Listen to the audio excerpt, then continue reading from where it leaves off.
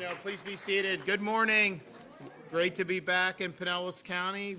We've done something in Seminole High School before, so it's great to be back again. And this is kind of a unique announcement that we'll have here today, particularly for folks here. So I want to thank everybody for coming. So I think as many people know who follow some of the stuff that goes on, we had a Florida Supreme Court justice that recently retired to take a position at the University of Florida, and so that created a vacancy. There's a process in Florida where they do judicial nominating commissions and then produce a list of names for the governor. And my job is to basically pick a name off that list, and then that's somebody that'll be on the Florida Supreme Court. And the Supreme Court in Florida is appointed by the governor. Every 6 years, you have these retention elections. I think they've all been retained throughout history. Although, people, rule poorly, maybe that'll change. But basically, it's pretty much until you're 75 now is how it goes. So it's a really important thing for the state of Florida. This was something that we put a lot of emphasis on when I first ran for governor, because we had a court that would get outside the law, outside the Constitution, and was really acting as a super legislature, a council of revision almost, and that was really distorting the constitutional processes here in the state of Florida. When I became governor, 3 of those justices had mandatory retirement. So my first month as governor, we appointed 3 justices to the Supreme Court in Florida. 2 of those were later put on the 11th Circuit Court of Appeals by President Trump during his first administration.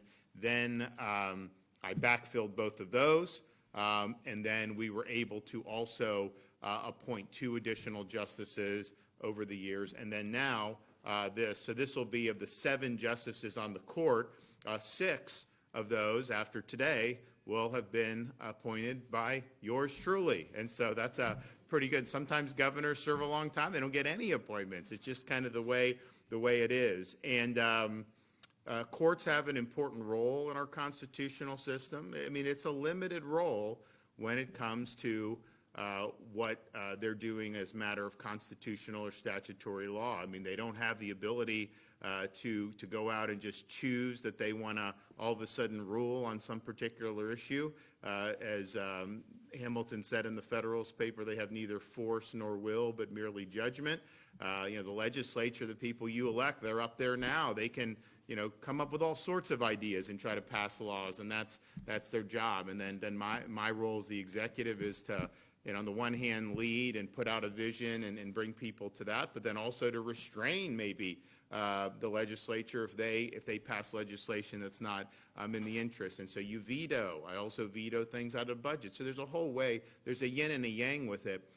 But courts, they decide cases. So these cases come up, and you got to render a judgment, and you have to be willing to apply the law as it's written, and apply the Constitution as it's properly understood. You don't have license to change the Constitution or to change statutes because you don't like them.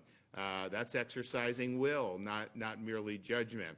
And so we've seen that over many years, and I think pretty much anybody who believes in that traditional understanding of the role of the courts would say that the appointees I've had have improved the court, improve their product, and certainly the predictability, and you don't have these things happening like we did in the past. And so that's really, really good. But, it's interesting. And we talk about this with U.S. Supreme Court gets obviously a lot of attention when those vacancies come up, and the court's been involved in a lot of issues that perhaps it should never have gotten into over many, many decades. But it becomes more of a flashpoint. But it's interesting. Article 3 of the federal Constitution says, your job is to decide cases and controversies. It doesn't even say judicial review. It's just, you decide a case. You got to decide, does the Constitution conflict with the statute? If so, you got to prefer the Constitution. So you have that. But that's really it. It's interesting. The Florida Supreme Court, it's the same posture, I think, on a lot of cases, but they also have a lot of authority to regulate the legal profession, to regulate the bar, to even have the set out the role that you would have for some of this stuff. And that's not necessarily as passive, right?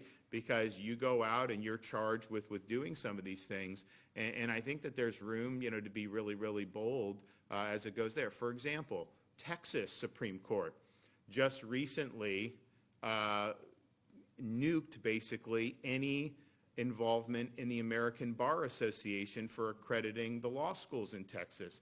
And the reason was simple. I mean, the ABA is a very, very partisan activist organization. And you know what? You have a right to be that, but you should not then be the arbiter of legal education and all these other things. And so Supreme Court of Texas said that's not the way we're going to do accreditation. It's going to go through the court's accreditation.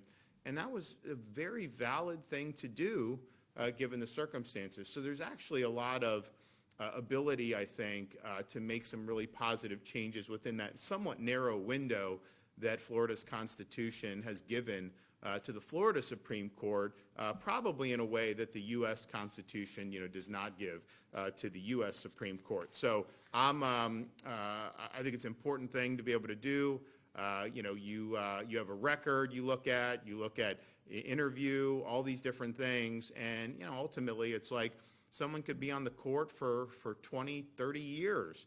And so there's certain issues we know may be percolating now, and you obviously want to see that people have a good frame of mind on that. But who knows what will come down the pike in 15 years. And really the only way you can be confident that you're going to get good decisions is to have somebody that's got a really solid foundation, really understands the law, the Constitution, is dedicated to the craft of applying the law and not legislating from the bench. So these are things that are all really, really important. And so we had a lot of great candidates for this particular appointment, but I'm here today to announce that I am going to be signing the appointment to put Judge Adam Tannenbaum to be the next Supreme Court Justice in Florida. Judge Tannenbaum is currently an appeals judge in the First District Court of Appeals. Now, why did we come to Seminole High School to do this? Well, he graduated first in his class from Seminole High School back when he was a student, having grown up in this area, and his parents still live very close by right here in Pinellas County. So then he's #1 at Seminole High School. Then he goes to graduate #1 again at the University of Florida. So he's with student government and into Florida Blue Key and UF Hall of Fame now. He received his law degree from Georgetown University Law Center. He did not let that pollute his frame of mind, I'm happy to say, because otherwise he wouldn't be getting this nomination. And so he went through that, done. And then he's had a really distinguished legal career, and he's done a variety of things, not just as a judge, but also working in the different branches of government. And I think he's done very well as a judge. He's written a lot of very important opinions, clearly has a very coherent view of the law. But I will tell you this, I was talking to some of my guys after I interviewed the judge, and it's like we've got 23 plus million people, in the state of Florida.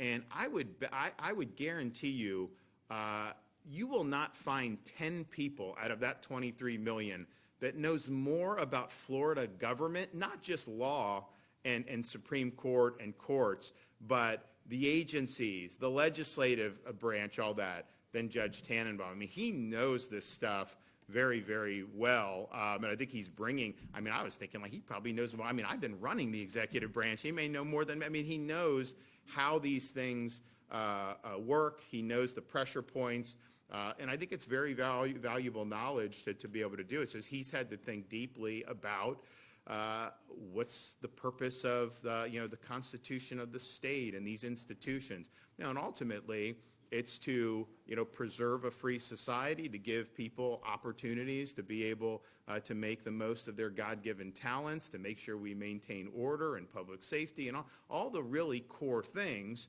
is what we're driving for.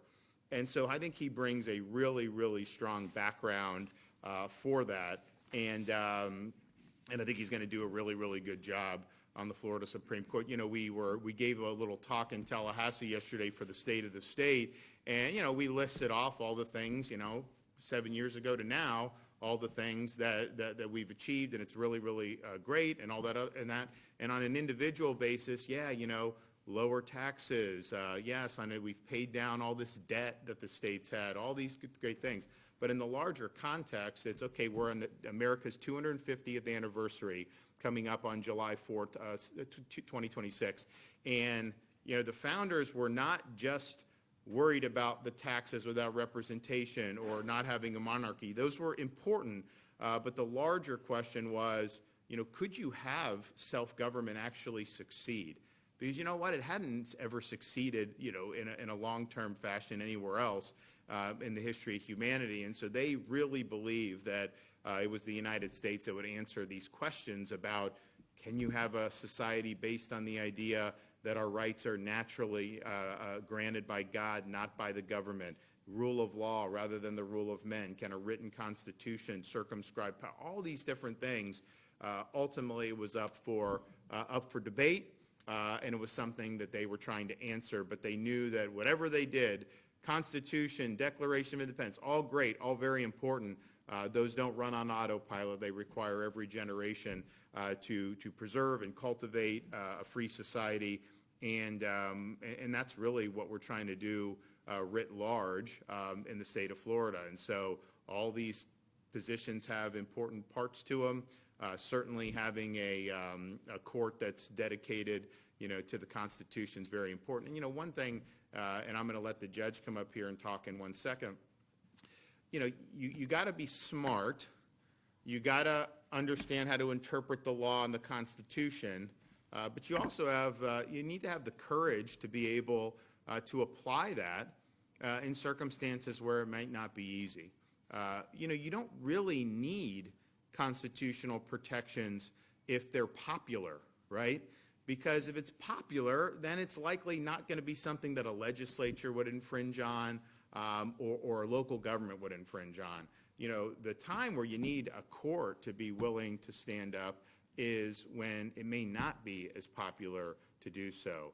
There may be times where you have to render decisions that you know is going to lead to criticism from media, and you got to be willing to run into that, and you can't shirk your responsibilities because you're worried that they may say bad things about you. So having that courage and having the warrior spirit that you're going to do what's right, regardless of the blowback or regardless of the fallout, you know, that's something that's an intangible that you necessarily couldn't see on somebody's resume. But I'll tell you, I think Judge Tanenbaum has shown that in his time as an appellate judge. And so the court he sits on gets most of the appeals involving state government, certainly some major issues that have come down the pike over the years, and you know, he's been right on every time he's rendered a ruling. So I think he obviously has the intellect. I mean, if you're first in your class in Seminole High and first in your class at UF, you know, that's obviously very strong, and he's got a great track record there.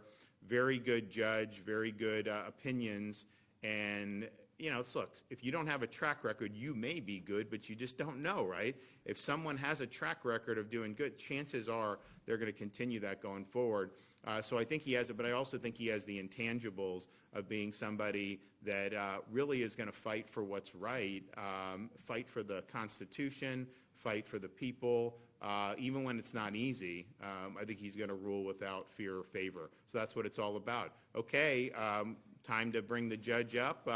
Former valedictorian, Seminole High School judge, now Justice, Adam Tanenbaum. Come on up.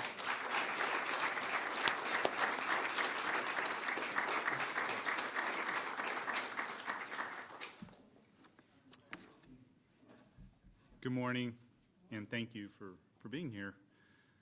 Please let me begin with gratitude.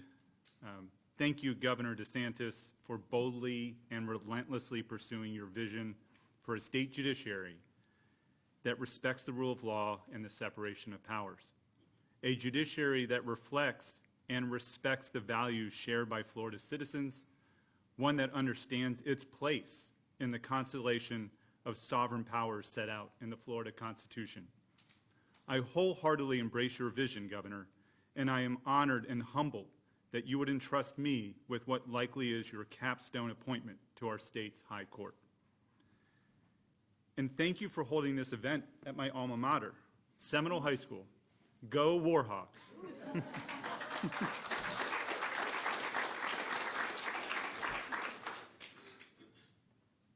I graduated in 1989, the same year the Stranger Things kids did, as a matter of fact, and the same year that Taylor Swift was born. I gave a valedictorian speech and crossed the stage on a football field not far away from this room about 37 years ago. Never did I expect that I would be back here in this building with the governor of the state of Florida doing this. Seminole is where I grew up, and I'm thrilled to be living here again. It was this school that inspired me to pursue a life in the law. Governor, your announcing this appointment here makes this all that much more meaningful. Indeed, this appointment has deep meaning for me for two other reasons, one that the governor just mentioned. First, I'm faced with the awesome responsibility of filling the seat vacated by Charles Canady, a legal giant, a warrior for the cause, and a true public servant. I hope that I'm worthy to the task. Second, I get to serve as the justice from the Tampa Bay area, my home, and I'm proud of that as well. Next, thank you to my parents, Jack and Laura, who are here today. My dad just celebrated his 80th birthday, and my mom is just a couple years behind him. In addition to the love, nourishment, and support that they provided me over the years, they gave me something just as valuable. And I direct this also to the students in the back. Room for me to be who I was and am. I rarely did things the way everyone else did them.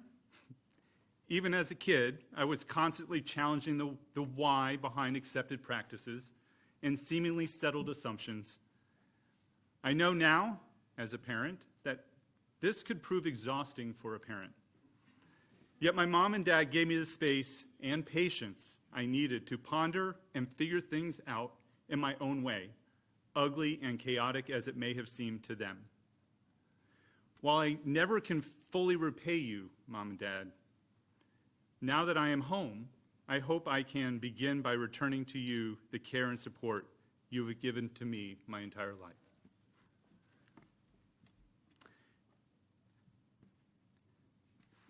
I want to take a moment and acknowledge my grandparents, all deceased.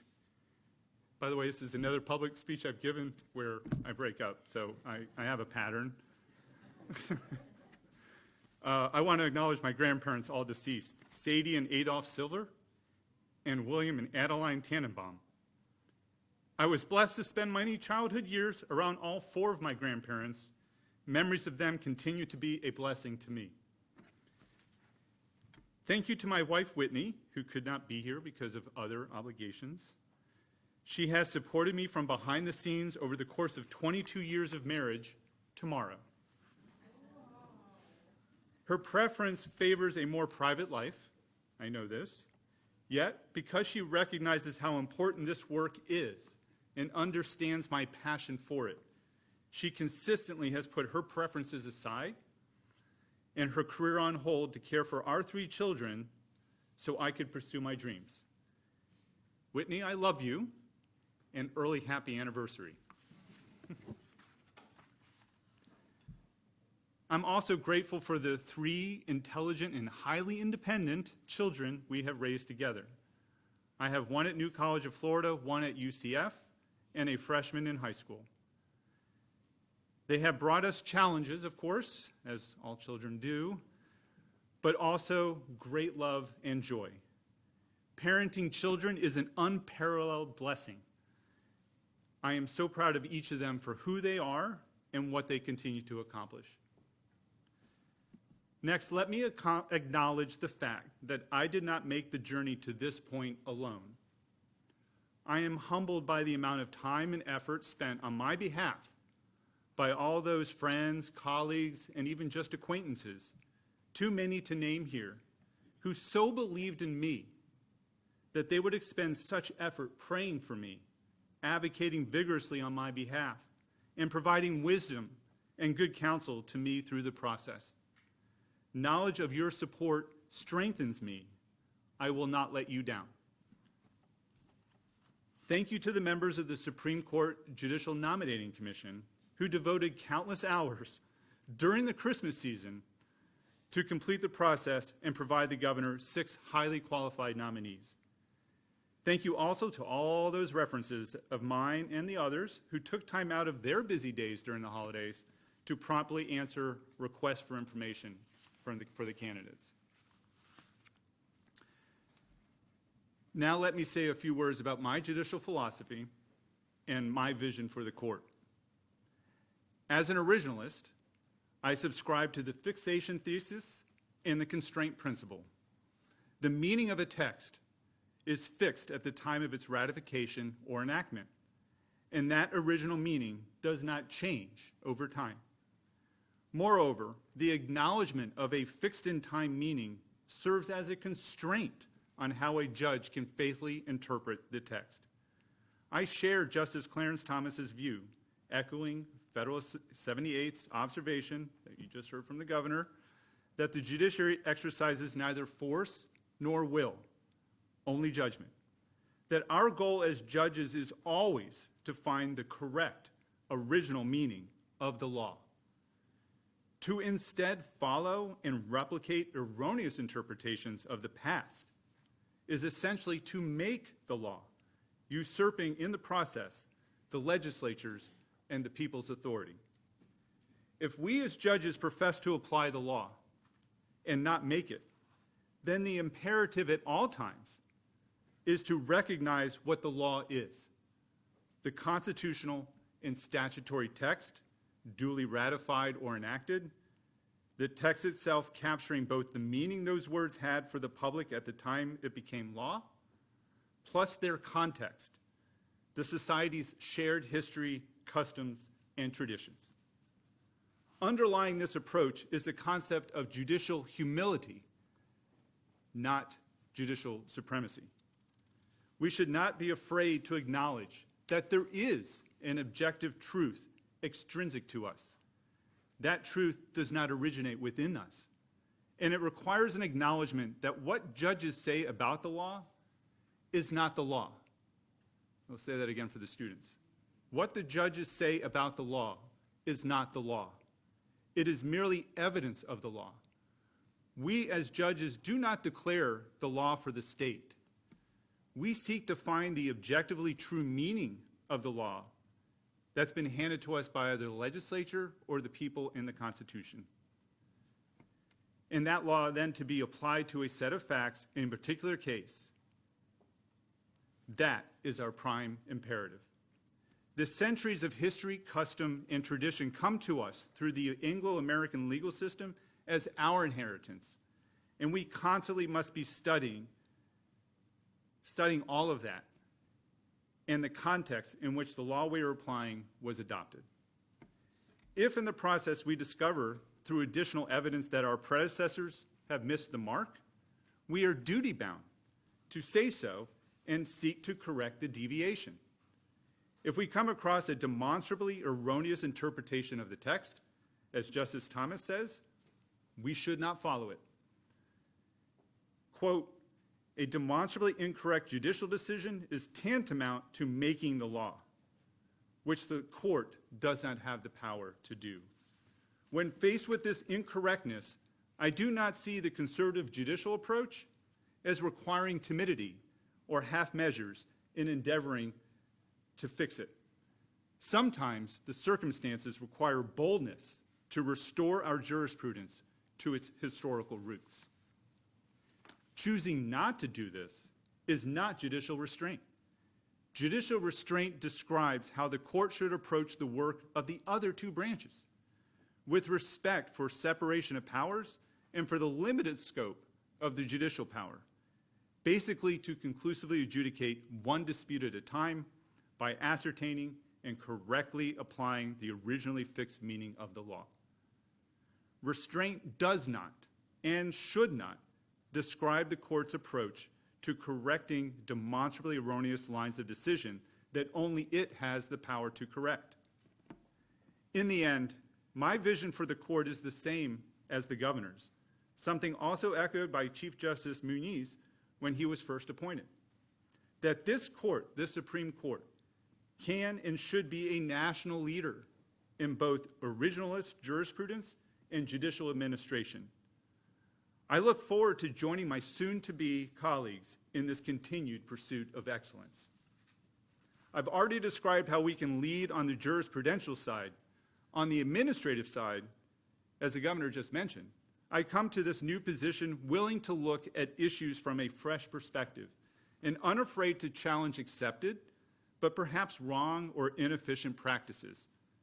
The court should continue to exercise its constitutional authority to look at the different administrative components that the court supervises and make any necessary changes to ensure those components are efficiently pursuing the court's established values and vision. Steps already have been taken on this front by my soon-to-be colleagues, and I look forward to joining them in the ongoing endeavor. Before I conclude, I once again want to address the students in the back. I know this is a lot to take in a morning at high school, and I've been where you are sitting a long, long time ago. And let me just tell you, I could not have predicted when I was in 1989 that I'd be sitting here right now or standing here right now doing this. I could not have predicted my path in advance. It's taken lots of turns. I've done many things. I'm very fortunate to have been able to do those and get the experience. But I could not have plotted it out, and I didn't in high school. And my message to you is don't feel like you have to plan out your future in detail. Here's my advice to you instead. Because you cannot know the journey God has planned out for you, don't try. Instead, find your passion and pursue it with abandon. Work hard and always do what is good and right. Do this, and you will find yourself exactly where you were meant to be. So let me conclude by again thanking the governor for coming down here to Seminole in Pinellas County, Florida, and for putting his trust in me. I pledge to stay true to the vigorous, mission-based jurisprudential approach I have taken for the past 6 years as a District Court of Appeal judge. And I pledge to work tirelessly to pour everything I have into promoting the rule of law, fostering the judiciary's respect for the separation of powers, preserving our current Constitution, and seeing to it, alongside my soon-to-be colleagues, that Florida's judiciary becomes a national model for excellence. Thank you.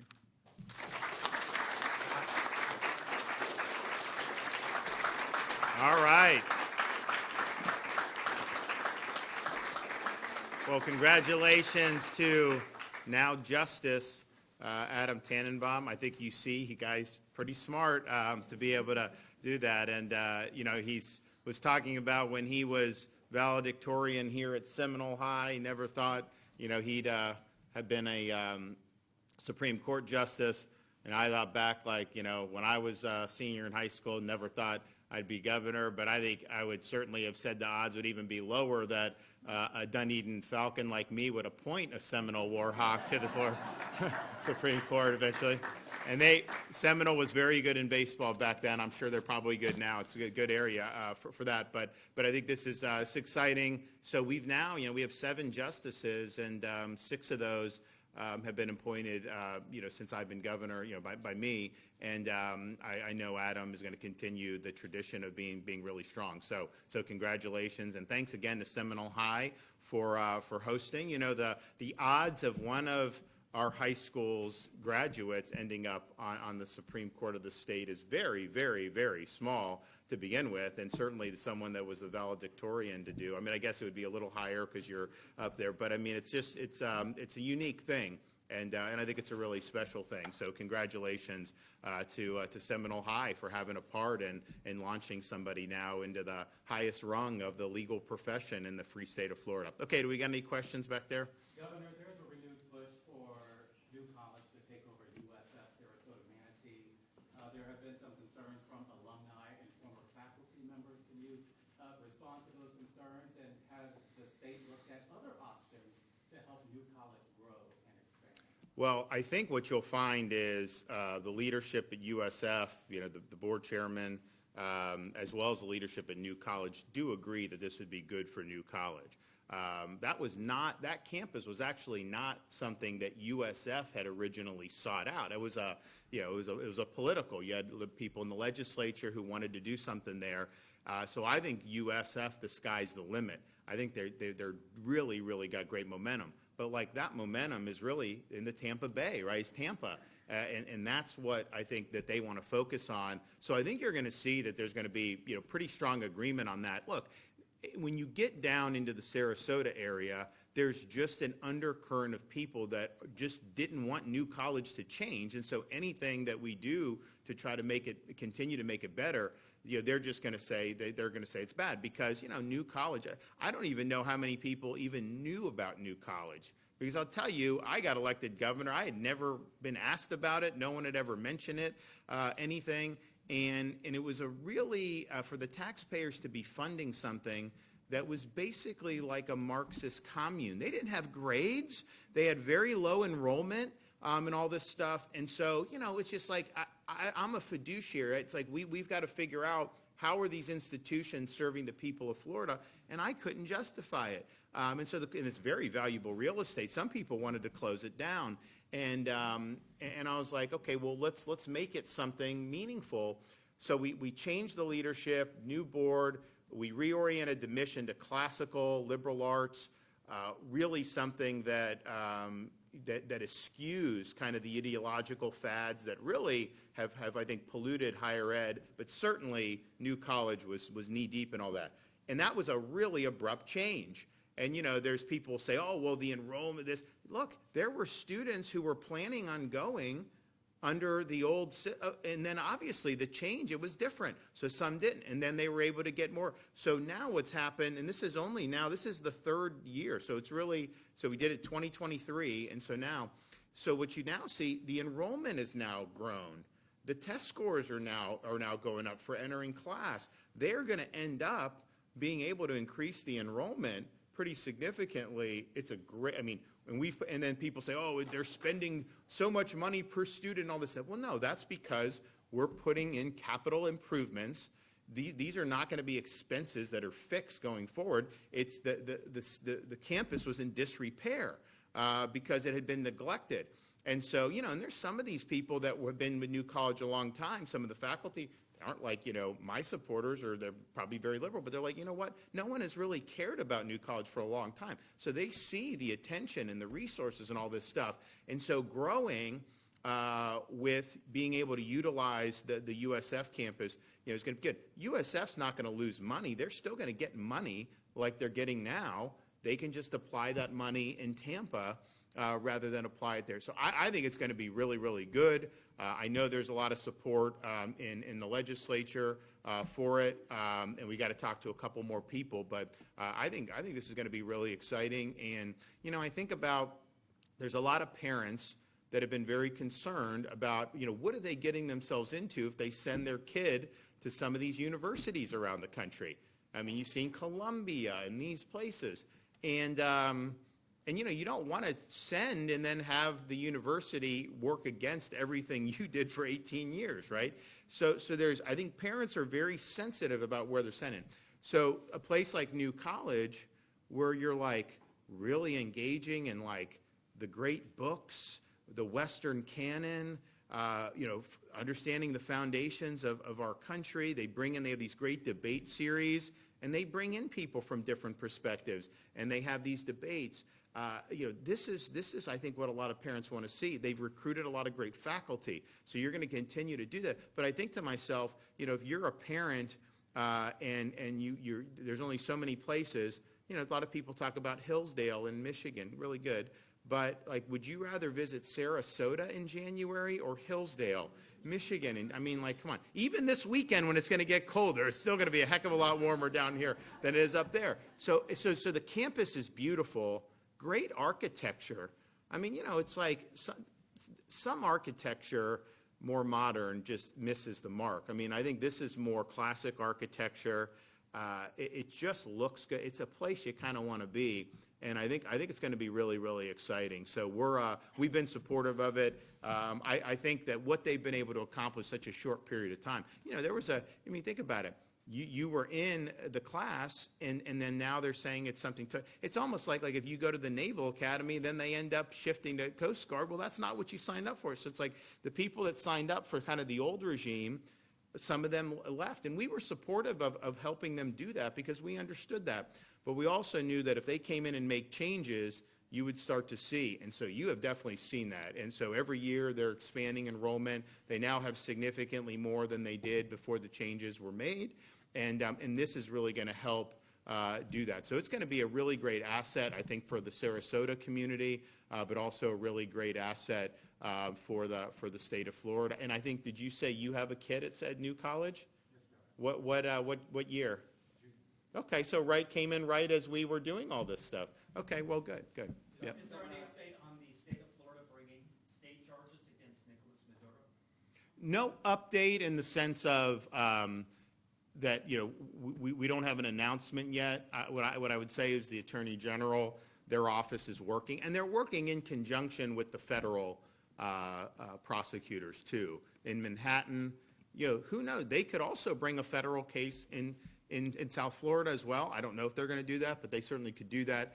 And so I think what we would want to do is just make sure that that's being coordinated so that, you know, you're not stepping on anybody's toes or whatnot. But, you know, all I would say is that if I was Maduro, I would rather have a Manhattan jury than a Miami jury. I mean, I think that's pretty much a guarantee. So we'll see. But yes, it's under discussion. They're working on, but they're not going to go into it and just do it to do it. I think they want to have charges that, you know, if something happens in these federal cases, the state would be last in line, no question. You go, but then make sure that there could be accountability. You know, the problem with I think the problem we have with the jury system right now is like our society is very politically divided. And so it's like, you know, you go to a place like Manhattan, it only takes one juror to just say the hell with this, right? You know, maybe they don't like that the president took him or this or that, and so, you know, you're supposed to weed that out in jury selection, but it's not always easy to do. And so really, you know, you can have one person effectively nullify a valid case. We've seen that here in Florida. We actually had to reform the death penalty because we had a unanimous requirement. And so the Parkland killer from 2018, brutal murders, shattered a community, and yet you had a juror that just refused to do death. And it's like, well, you know, is that your agenda or are you doing the public's agenda? And I think it was the juror had an agenda. So you always have to deal with those issues, but I just think as you get, you know, when you have this and people have the political, getting on a jury is a way to kind of do that. It's not easy to snuff all that out entirely. Although, you know, the Supreme Court actually has authority over voir dire and kind of how it's done, I think, has some ability to do some stuff there. So there's definitely some issues. Governor, in your view, what are the most important issues and cases that the state Supreme Court is going to be taking up? Well, I mean, I would say that they've done a good job on a lot of the major cases. I think that these things just kind of come down the pike, right? I mean, you know, are you, you know, willing to rule very strongly and definitively, you know, against very well-heeled interests, for example, if you're right on the law? Are you going to defend the Constitution against attempts to manipulate it? These are things that, you know, until you're there and doing it, we don't know how they come out. I would say that by and large, you know, the justices have, you know, have done a good job. Some, I think we have some on there that I would say have batted 1,000. We have others that may not be quite that high, but have been good. They've all been good.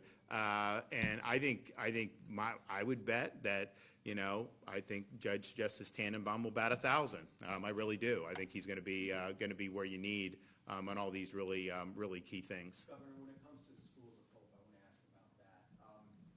Are they fair burdens to put on districts to have them pay for all the charter school expenses? So here, I think it's important because, this stuff just gets out. I'm like, I see some like, so schools of hope, first of all, you had one charter company that filed like for 150. There's not going to be 150 schools. You're talking about areas, you would not get a school of hope here in Seminole, right? It's like you're talking about really tough areas where they haven't been able to really get success yet. And so you have, and this was driven by one particular charter operator, Success Academy out of New York City. They go into some of these difficult areas, and the New York politicians, fight against them. They've got like 92% for reading and math. In New York City, in these Success Academies, and then the schools nearby are like 40%. So they have a formula that really works, and they're going into areas that really need help and where you haven't been able to kind of dot the I's and cross the T's, where the students are able to really do it. We've had a lot of success, but you do that. So you're talking about a small number of schools around the country, maybe a few in Miami-Dade, a few in Broward, a few in Orlando, some of those areas. You are not going to see them in suburban Florida. That's just not that's not the purpose of it.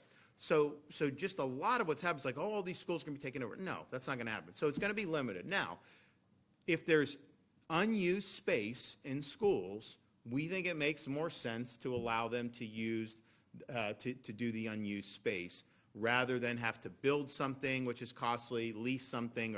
So it's really, because they are getting taxpayer money to run these programs, and so it saves money for the taxpayers. Now, in terms of some of the services, I'm open to, if they have janitorial and that's an extra 10% for them to be doing that. I know the legislature is discussing that. I think that's totally fair. But to say that you have this space that nobody's using and they have an opportunity to go in and really focus on the students that a lot of people have written off as somehow they can't succeed because of their circumstances or whatever, that is a great lifeline that they're willing to provide to a lot of students in need.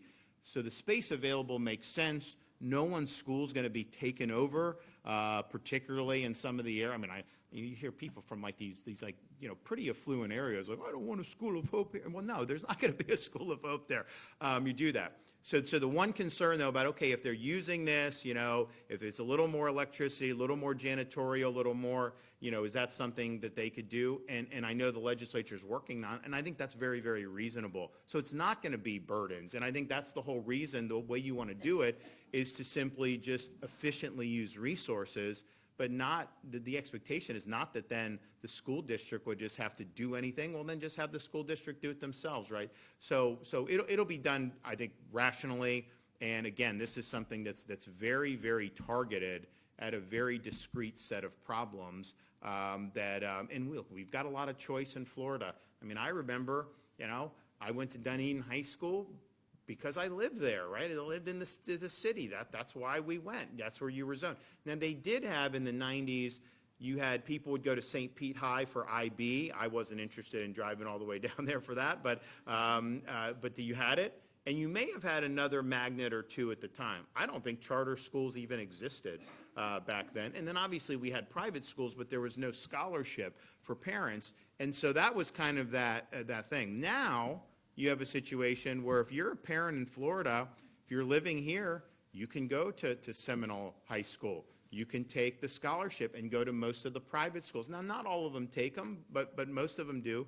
You could do that. You have charter school options. And in some parts of Florida, like Miami-Dade, 70% of the students are going to a school other than the public school that they're zoned for. So some of them are in public school choice in the district. Some of them are in charter, which is also public. Some of them are in private. Some are homeschooling. We have a lot of homeschool families now. So just from a parent's perspective, you really have good options. And that's something that I think has been very beneficial for a lot of people. But even with all of that, you still have some of these places in Florida where we can do better. It's not easy. And I think that what Success Academy's done This is not just like, oh, they come, because like people pitch me all this stuff. Like, first of all, like, I don't even make decisions. I'm like, oh, I've got this great thing that this department, well, I'm not choosing that. Like, you got to go do a competitive bid and all this stuff. But they still want to brief you on things. So it's like this. Everyone's got these new ideas, right? But a lot of times they don't have a track record. Well, Success Academy has the track record. I mean, they're not being invited in with the Schools of Hope program because we think that they created, a nice presentation and maybe it'll work. No, they've shown that they can work in difficult circumstances, in difficult environments like in New York City. And to have the results be as strong as they have been is really, really incredible. And then the difference is in Florida, we embrace the operators and the scholarships and the homeschoolers. In New York, they do not embrace. I mean, like, they are trying to throw sand in the gears. It's basically the schools are basically run by the school unions, not by the parents or the thing. And that's really, and so they've got a lot of money goes through the system, and it's mostly for the administration of the system and the bureaucracy, and that's what kind of does it. So they defend that very, very fiercely. So to have a Success Academy, that's not something that they've liked, and yet they've been able to succeed. So that just tells me that if they can succeed, what Frank Sinatra said, if you can make it there, you can make it anywhere. Well, in this case, if you can do well there in New York, I mean, you're probably going to be able to do well in Florida. So this is going to be, I think they're going to start, I guess in the fall will be the first one. I think either this fall or next fall. They're working on that. But there is going to be stuff in the legislature that will, some of the concerns, are not unreasonable, but I would say most of the stuff that's been put out there is just not within the realm of what is accurate or what is reasonable. And, there's no, why would you even want to be injecting in, like a Success Academy, in a place where everybody's happy, with the choice options? And Governor Collins is now in the race, and Renner is right over here in Tampa. Any endorsement, and what are your thoughts on the rollout from the Lieutenant Governor? Look, I've been focused on, delivering the state of the state, making sure that our priorities are going where it was. There'll be time to do the political stuff.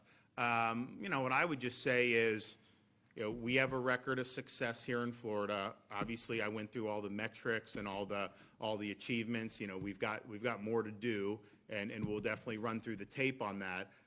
But if I were one of those guys, I would say, here's how I supported, the success Florida's had, and here's what I'll do to build on it going forward. And I would, articulate things that you want to tackle. So we'll see how that goes. And now that we kind of got on the other hump of launch and session, we did do the special session declaration for the congressional redistricting.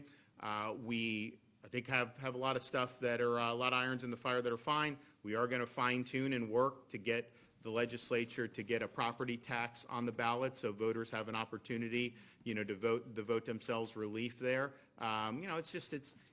There's a lot of costs that people have been burdened with, particularly since we've been in the inflationary period that's really started with COVID, right?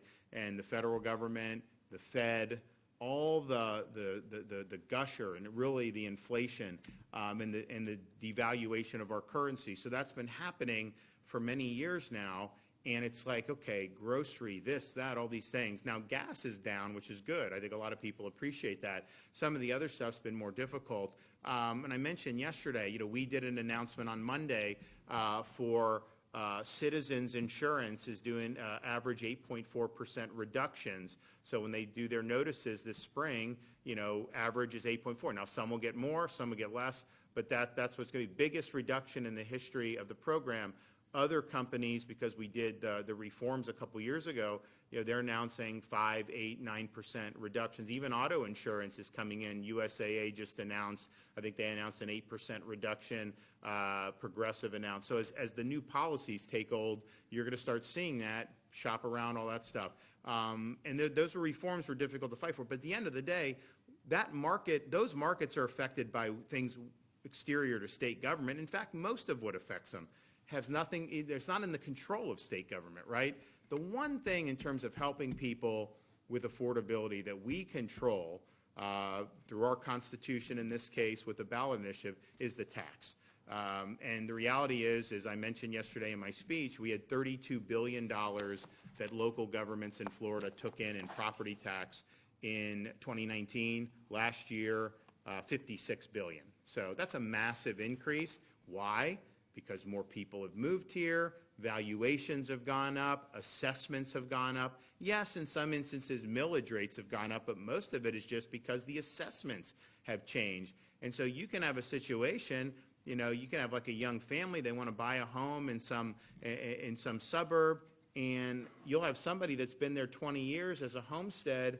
You buy it, your tax basis is way, you could be paying 4 or 5 times as much as that. And so it's created, I think, a lot of distortions. And then the people that are locked into lower, you know, they don't really want to sell because, you know, if you have a home, you're an empty nester, you go buy like a condo or something for cheaper, but the assessment may even still be higher, and then you have all these other issues. So, so I just think that that's something that's really, really important, and we're going to work hard to get it right. Look, there's things that you got to think about. I want to help Florida residents with their primary residence. That's what I want to help. I don't care if somebody moves from Chicago after this.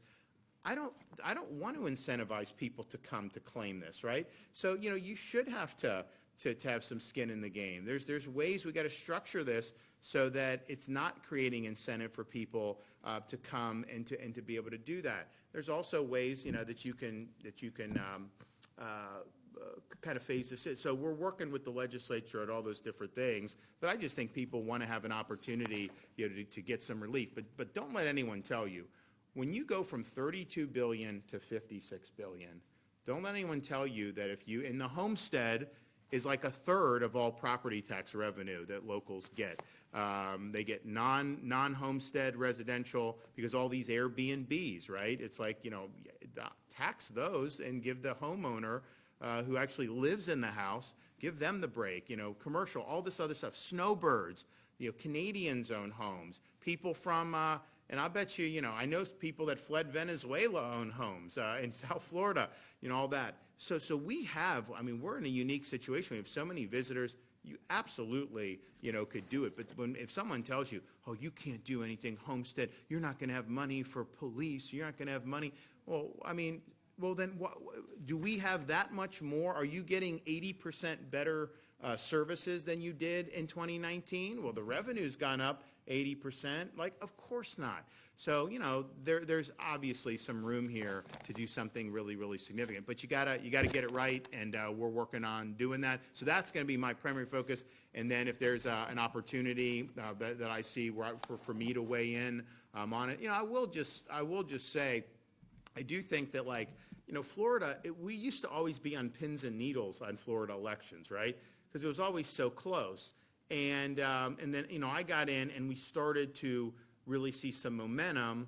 And then when I did my second term, you know, we had the biggest victory in Republican history, right? Massive supermajorities, all this other stuff. And then last year, or 2024, you know, you had Florida in the presidential election was not contested, was not a contested state. They used to spend hundreds of millions of dollars here. I mean, I remember when Hillary was running against Trump in 2016, there was no quarter I could watch anything on TV without seeing her commercials. I mean, it was unbelievable. Biden spent a fortune here. They didn't spend 1 cent in Florida in 2024 because they basically had recognized, you know, the state had done that. So I think now people just kind of assume, oh, well, you know, Florida is, it's good, you know, whatever. But I just, these things go in cycles, right? And, you know, if you get in and you're not doing, I think, what people want, you do see a movement back. And I definitely think there's a big danger of that going forward. It's not on autopilot. We've had to fight really hard to deliver results across the board. So I wouldn't take anything for granted. I would not certainly take, you know, the fact that you got big legislation, all this stuff every 2 years you got to fight for. And ultimately, I think people responded to having results delivered. The minute that people are concerned about other things than that, then you start to give, the other side an opportunity to come back in and maybe make a little bit of a comeback. But that'll be more of something that people within the party are giving that as an opportunity. But I do definitely see that. I mean, there's definitely some cause for concern. So, okay, well, we'll be back here soon, hopefully. But I want to again congratulate Justice Tannenbaum. And, the way it works in Florida, they have the JNC, they give the list, all this. I pick the name off the list, and he's on the court. There's no Senate confirmation. There's no anything like that. So he will sign it, and he will go from an appeals judge to the final, the court of last resort on the Supreme Court. Do you get a pay increase for this? Yes, he gets a pay increase, Not that that's why he wanted to do it, but hey, it's good for the goose, good for the gander. Thanks, everybody.